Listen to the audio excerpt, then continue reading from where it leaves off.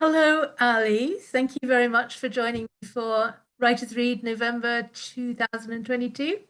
This is the last one of the year. The year's gone really fast. I don't know about your year. Has it gone quickly for you? Yes, I think it has. I think as you get older, time just goes faster. It's the truth. Yeah, I do remember my grandmother saying that when I would sort of say, "Oh, it's going so slowly," and she'd say, "You just wait." Yes. She was It's, a uh, stern Scottish Presbyterian woman. So yes, yes, just things like me, work. obviously. Oh, yes, I don't think you're a Scottish Presbyterian. Is that your background, though? Your background is Scottish? Yes, well, my granny would have been in the same mold. I can't say Yes, that I'm quite the same, but yeah, I know absolutely. where you're coming from, Yes, definitely. that's right. Now, you no longer live in Scotland. You're down in the south, as we say, down south. Yeah, I've been in or around Bristol for, well, about 40 years now. Right, But okay. people are still aware that I don't come from Bristol, obviously. Though the accent has obviously worn off a bit A bit, the yes, years. Yeah, yeah. somewhat. But that's a beautiful part of the world as well. Very. Yeah, it's got a lot going for it. Yeah, definitely, definitely. So, Ali, we were going to talk today about your um, published book, which is In the Blink of an Eye, which has won awards and been very well reviewed. What inspired you to write the book? Well, what inspired me to write the book was actually a book I was writing before.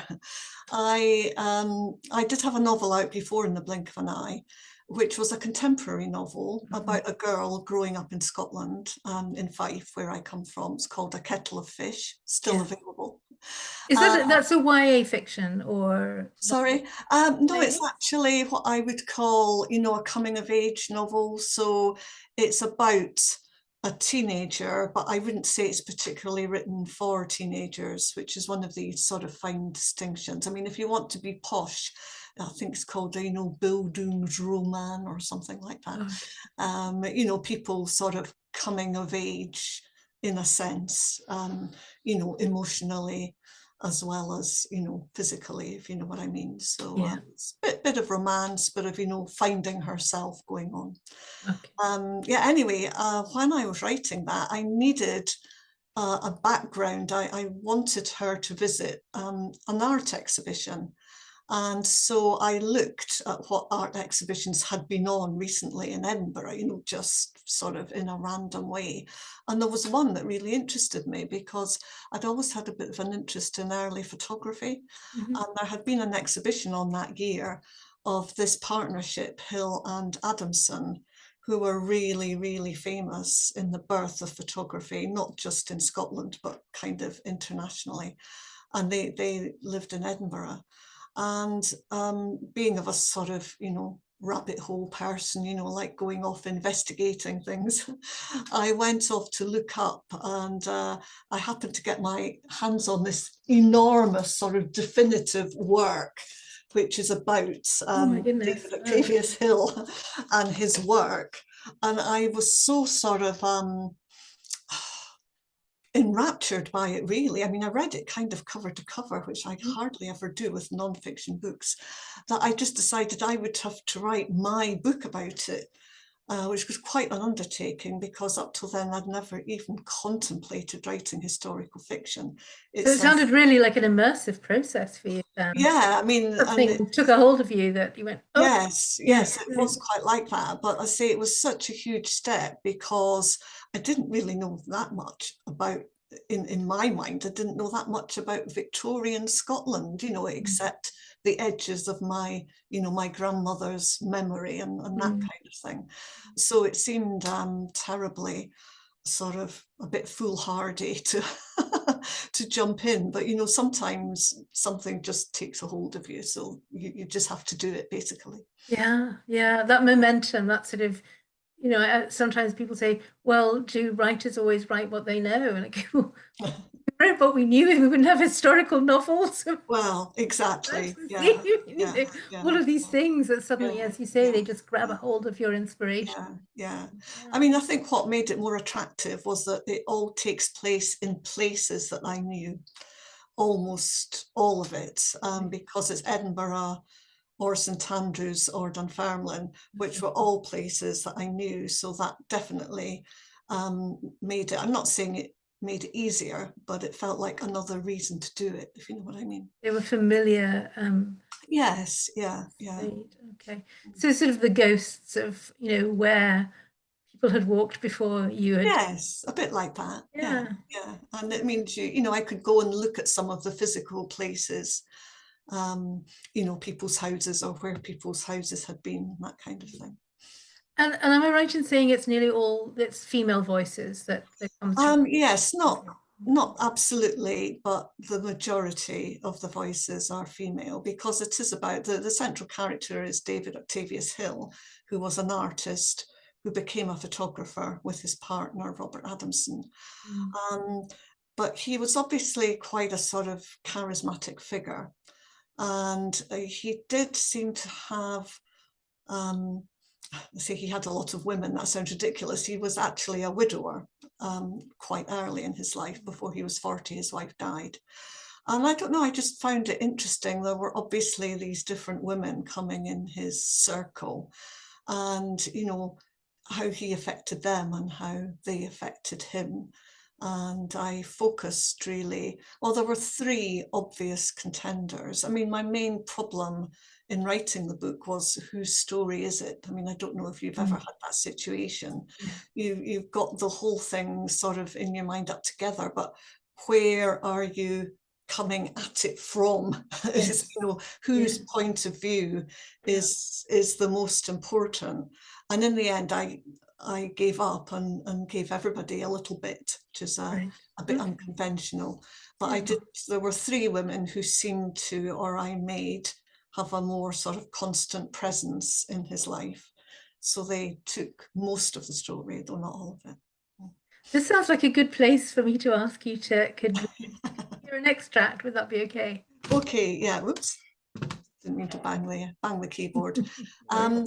Well, one of my when I looked at this man's sort of life story and I looked at historical fiction, a very common sort of way to go about it is to choose to make up a sort of fictional minor character. Sorry, to stop my phone from pinging. A fictional minor character because you can do what you like with them because they're fictional, but they can obviously shine a light on everything else that's going on. And there was a woman in the story, very little was known about her, only that she helped these two photographers, that she was a close friend of Hill's. She helped these two photographers and must have had quite a lot of technical knowledge in order to have done that. And very little was known about her, and her name was Jessie Mann. So she was really my first choice as the sort of point of view figure. Interestingly, as I wrote the book, people started investigating her, and now a lot more is known about her. Okay. Just a bit of a pitfall when you're writing fiction, but never mind. But this is where she enters the story, on her own behalf. And she's living in Edinburgh, and it's May 1843. Thank you. Jessie uncorked the silver solution and watched it flow across the paper, tipping the sheet from side to side. To get an even coating, she would have used a brush or a rag. She'd know better next time. What are you doing? Her hand stayed steady and she let out her breath.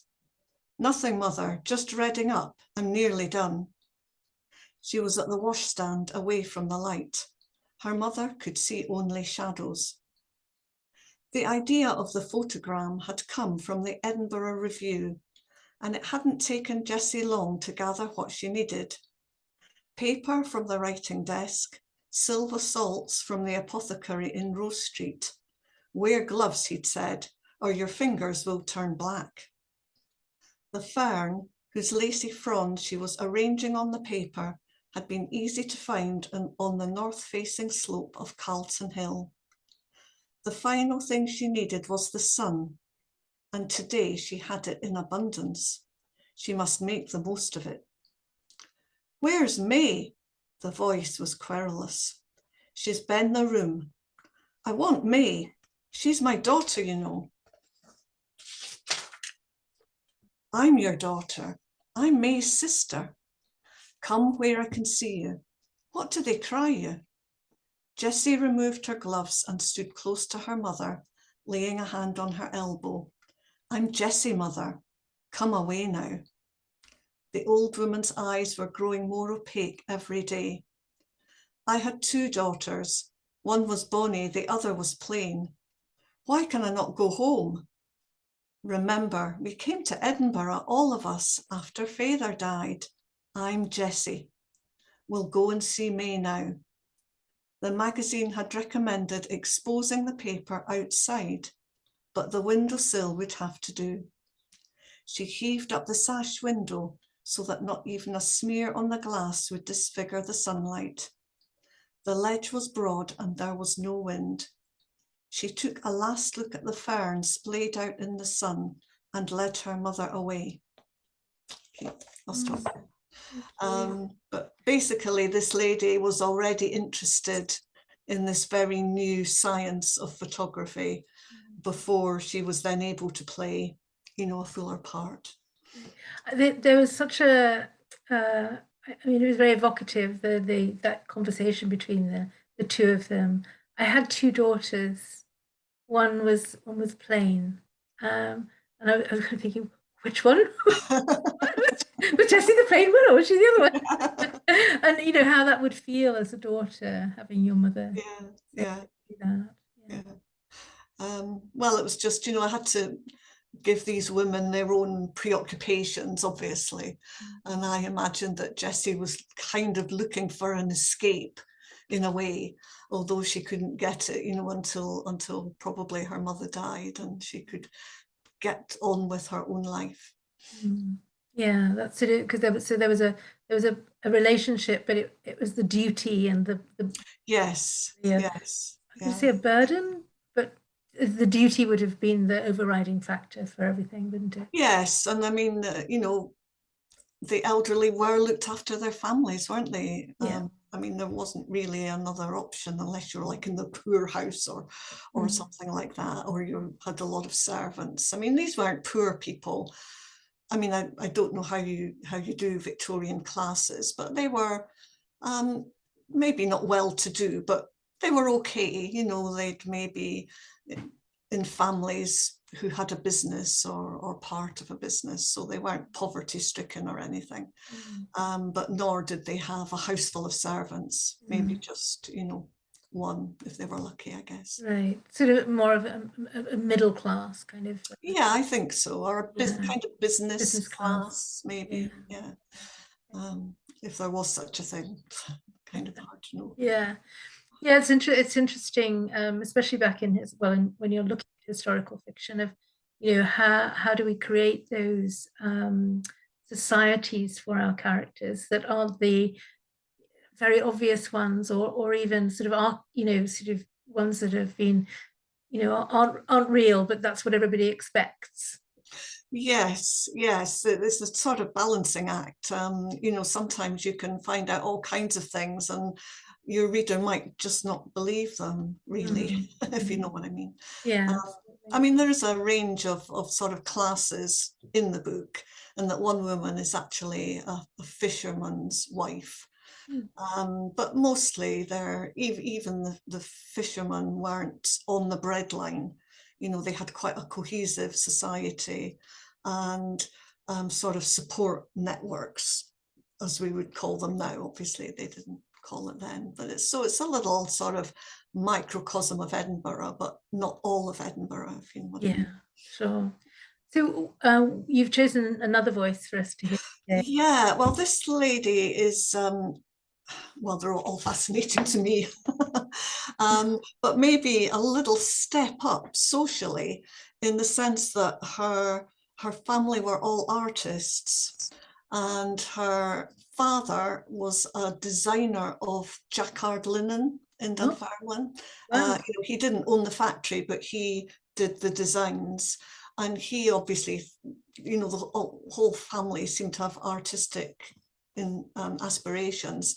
And her brother was Joseph Noel Paton, who's actually quite a famous Scottish painter Yes. in the sort of not quite pre-Raphaelite, but almost mode. Mm-hmm. He painted these huge canvases in the National Gallery, so Oberon and Titania, Titania, I think. Yeah. very, very colourful. Mm-hmm. Anyway, this is his sister, who became a sculptor eventually.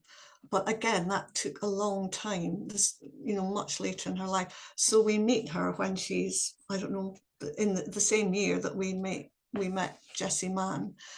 She's in Dunfermline, but she is still very much, the younger sister, the daughter of the family. And this describes her first meeting with Mr. Hill, the artist, who was actually, I think, a family friend. So this is Amelia Paton. When Mr. Hill first came to our door, I was up in the studio with a nugget of wax in my hand. I don't remember how I came to be holding it, only that the sketch I'd been working on was not going well. And when I held the wax, I felt something in the heart of it. Maybe the blackbird at the window singing the end of the day, or maybe a darting swift. Hearing the artist arrive, I hurried downstairs. My mother had lectured me on how he was a relative and how much help he could be to my brother, who was in London trying his hand as a painter. That was in the morning as she unlocked the linen press. We had a maid for making beds, but the laying out of linen was a ritual, and only the best would do for the visitor. It was the summer before last, 5 years since I had put up my hair, and 2 years since Mr. Hill's wife had died. On the doorstep, the artist's face was in shadow as he shook each of our hands. His bairn wriggled beside him like a tadpole. Her name was Chatty, and her wee face was white with tiredness. Although I was never one for minding bairns, my heart went out to her. When I bent down to speak, she unwound herself from his legs, and I took her away for some milk, although I would rather have stayed and heard what her father had to say. Later we sat in the parlour, where a last glimmer of sun threw the lines of his face into relief. I couldn't say how much of a mark his wife's death had made on him, but I did see some light in his eye for his life still to come. He had brought my father a copy of his Land of Burns, which pleased Joseph greatly. These lithographers are canny, he said. A picture can be reproduced as many times as folk will buy it. The artist's smile flashed white in the gloaming. Lithography, he said, was only the half of it. Thank you so much. So quite, I love the way that you've managed to tell their stories and you're using a completely different voice. There's no mistaking that this is a completely different voice from the other voice. Well, that's good. Yeah. That was the plan. Yeah. Oh, and was that difficult? I mean, after you'd finished with one, did you have to take a break between going to Well, the next person or? actually, it was kind of a convoluted thing because, as I say, I was struggling to write it as a novel. And in the end, I wrote quite a few short stories in these separate voices and didn't really think, well, I suppose I thought, well, maybe I'll join it all up one day. But, I considered them as quite separate pieces. And I suppose that helped. Some of them are in, this one's in first person, isn't it? But they're not all. Some of them are in third person. And I suppose it was an easy way of just starting everybody afresh, if you know what I mean. Right. Okay. Yeah, because say there are quite a variety of voices. There's his daughter comes into it as well. So I had to give her a sort of Victorian teenager voice. Oh, right. Well, channeling your inner teenager at the same time. Yes. I'm guessing that there's teenagers throughout throughout history, we've all been a teenager, haven't we? Yes. It's different external problems, but the same internal problems. I imagine so. Yeah, yeah, more or less. Yeah. I know when my daughters sort of say, well, when they were younger, well, you just don't understand. I go, well, I was a teenager once. Hard to Yes, believe, but yeah, yeah. and I'm looking at the time, and we're already Yes, yeah. 23 minutes in, and I wanted to get to that third reading, if that's okay. Yeah, yeah, I can do that one too. Okay, thank you. This is a slight change because this lady is not from Scotland originally. She was called originally Elizabeth Rigby, and she came to Edinburgh in around the same time, 1843, that the photography was taking off. And she was the woman most photographed by David Octavius Hill, by Hill and Adamson. She was the one whose portrait they did most often. Now, maybe she was just more available, but there were definite rumours that there might have been, a touch of romance in the air. Though possibly I overplayed that slightly, who knows. She did go off and marry somebody else in the end. In fact, she became Lady Eastlake. You can look her up if you like. She was quite a character in her later life. Anyway, this is her. I think she would have been in her 30s. I can't remember now. Elizabeth Rigby. Within a year of our leaving Norfolk and arriving in Edinburgh, we were witness to the great disruption of the Scottish Kirk, an event which greatly vexed the citizens of our new abode. As Episcopalians, we stood apart from this furore, and I remember it now only for the part it played in bringing us to the door of Mr. D.O. Hill, the artist who was to make such an impression on me as a writer, a thinker, and I freely admit as a woman. Of course, what brought us together was not the Kirk itself or any of its black-frocked martyrs, but the artist's much heralded facility with the art of the calotype. As both a student and critic of painting, I was sceptical of this so-called advance. Nature and art are inextricably intertwined, but the artist must have the upper hand.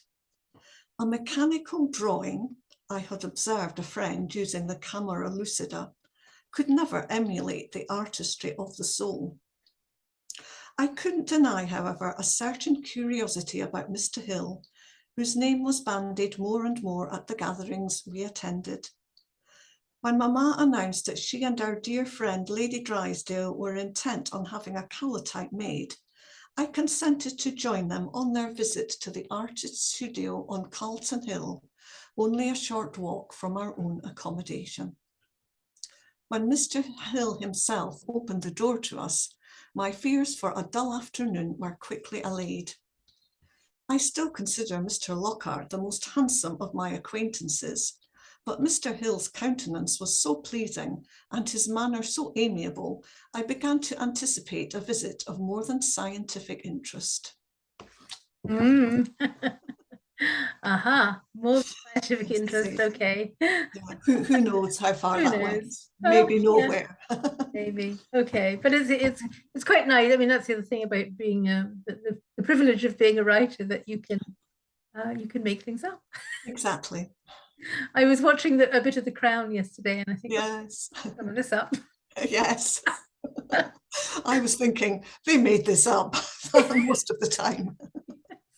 I was also thinking that the actors cast as John Major and Charles were much better looking than the real life people. Oh, did you think? Well, maybe better looking, yes, but I couldn't marry them up at all. No. Anyway, we won't destroy the crown. No, better not go there. Yes. So in the blink of an eye, and do you have a new book being published or in the process of? Well, I finished writing it, so it is, as we say, on submission, i.e. looking for a publisher. Right. Publishers, come this way. In fact, I've still got some people beta reading it, reading it as a sort of test read. Mhm. So I'm also waiting. I've had some responses back, and most people seem to quite like it. But then there are different. It's about a woman who was muse or more to the writer Robert Louis Stevenson. Okay. So I have had it read by, the world is full of Stevenson fans and experts. Mm. So it's been read by a couple of them just to make sure I haven't done anything, too sacrilegious. But now I'm having it read by a few, more general readers to see what they come up with. But, in my mind, it's finished. Okay. But sometimes you need to go back and make a few tweaks. Mm. But yes, that was having done In the Blink of an Eye. I thought, well, I'll stay with historical fiction. Now I'm thinking maybe I'll have a change next time. Well, it sounds like you because of your first book, which was a contemporary, Yeah, yeah. you obviously feel comfortable in not being stuck into one genre. You're happy to. Yeah, I mean, I did write a novel before then, unpublished, and that was Yeah. contemporary. Mm. But there's this great thing of author brand. I just feel I'm failing dismally to come up with one. Keep doing something different, but never mind. No, I just think I think eclectic authors are really interesting. Yes, yes. Yeah. Multi-talented. Multi-talented, absolutely. Multi-genre. Why not? Why not? Multi-genre, yes. I'm sure it's been done before. Yeah, well, I think the genre has is much more recent than it used to be. Yes, yeah, Yeah. yeah, yeah. So, Ali, where can people find your books? Where can they able In the Blink of an Eye I mean, it's widely available. They can go to Amazon, or if you go to Linen Press, they're the actual publishers, and they do a paperback and an ebook. And unless you have some special Amazon deal, it's probably cheaper from them. Linen Okay, Press, you right. can Google them. Um, I think A Kettle of Fish. I'm not. Oh, you could definitely get the ebook on Amazon. Okay, They might have to contact me if they want a paperback, or I can send a link or okay, whatever. Yeah. great. And you can just go to your website or find. Yes, yeah, there are links on the website to where Brilliant. to get things. Yeah, that's alibacon.com. Wonderful. That's nice and easy. Yeah. Yeah. Well, thank you so much, Ali. It's been an Oh, absolute thank you. you, and I wish you a happy season of light that's to come. Thank you. Yes, yes. I think we're all ready for a bit of lightness and joy. Yeah. Definitely, Well, definitely thank you need so it. much, Lisa. I really enjoyed it. And Great. we'll keep in touch, I'm sure. Oh, we will. Thank you.